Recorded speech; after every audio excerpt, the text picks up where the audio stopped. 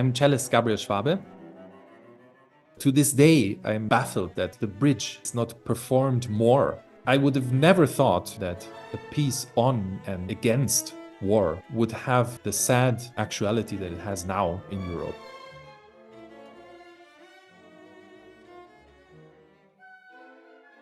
I've had the pleasure to be in Belfast last year to meet the Ulster Orchestra for the first time. My first encounter with the orchestra was a wonderful experience because I got to play the Elgar Concerto, and it was actually the first time that I got to do so in the UK.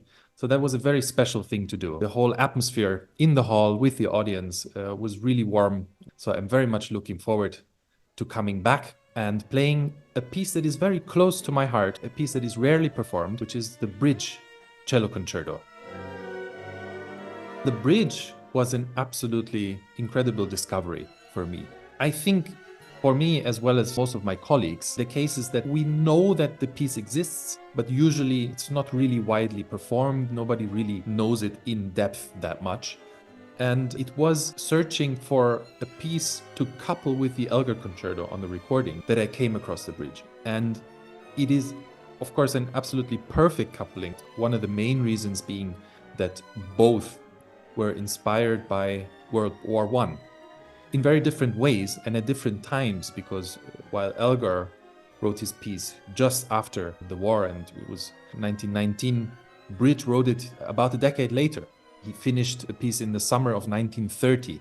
So it tells us already something about how long it took him to sort of digest the impact that this event had on him. And he wrote a very powerful piece in reaction to the events of the war. Now, Bridge himself did not fight in the war, but he did have some friends of his who died, unfortunately, and it made a very big impact on him, not only in a personal sense, but also on his composing. One really sees a shift starting to happen after the events of the war. And the Oration, in some sense, is maybe the culmination of this development. I mean, he really starts finding his own language, which is more modernist in a sense, more daring, more immediately expressive. And I think that's maybe one of the main attributes for me in this piece, is that the expression is so incredibly immediate that it makes it a very, very powerful piece to play. The concerto itself is, of course, very challenging also on the technical side, but it's not challenging in a traditional virtuoso sense. There are, of course, some tricky passages, especially in the cadenza, that one needs to figure out how to do.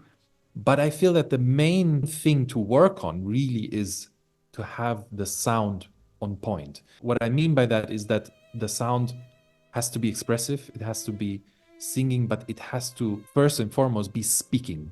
So I really feel that there is a rhetoric quality that one needs to look for in the playing here to really make things work. Because as I mentioned earlier, there's a big difference in power between the orchestra and the cello. Naturally so, but highlighted especially in this piece.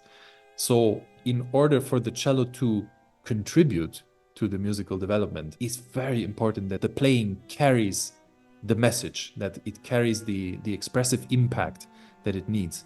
So in practical terms, that's a lot of working with the bow, all of these little nuances to essentially have a conversation with the orchestra and ultimately with the audience, to really make the sound come alive.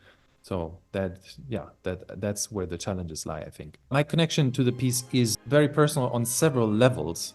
The music itself is always the most important thing. It's a very interesting piece in the way it's shaped, because it is a concerto in a sense, but it's really not very traditional in how the roles are fulfilled by the cello and the orchestra. Also from the form, because it's written in short episodes.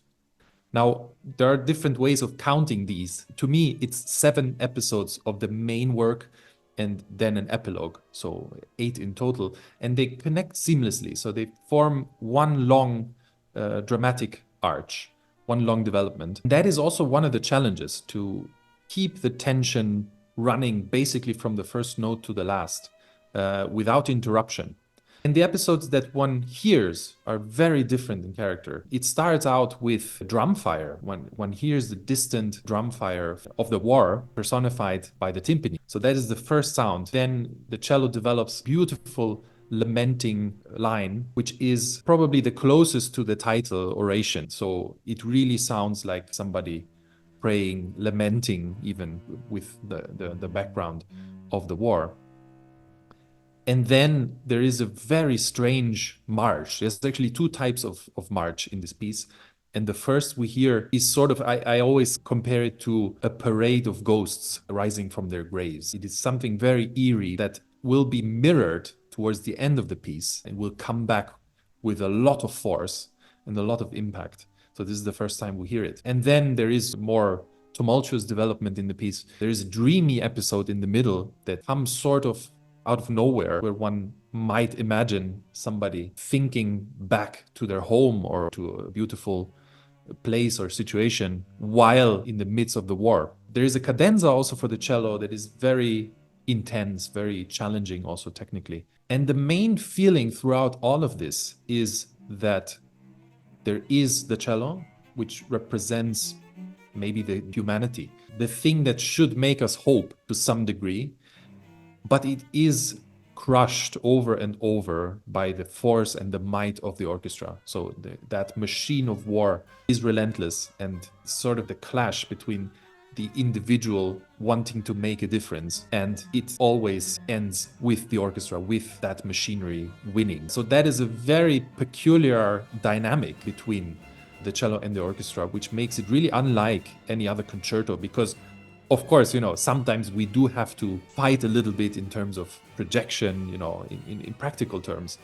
But it's really the only concerto that I can think of that uses that disbalance in power really to the degree where it portrays something of that fight, individual against the machine of war. And that epilogue that I mentioned in the beginning, that is also a very peculiar thing, because when we look at the score, there is actually dates marked. So the piece originally ended with what would be the second to last episode. It has a date, I believe it's sometime around May 1930. And if we imagine that that had been the ending, it would have been an incredibly bleak ending, really hopeless, powerless. The cello takes its last breath, dies, and that's that. And then we see that Bridge came back around 2 months later, the end of June, and he wrote that epilogue.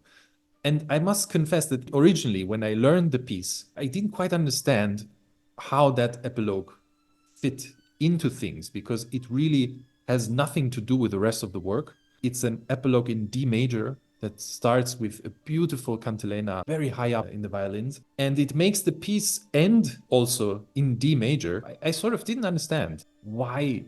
I really questioned the choice in the very beginning.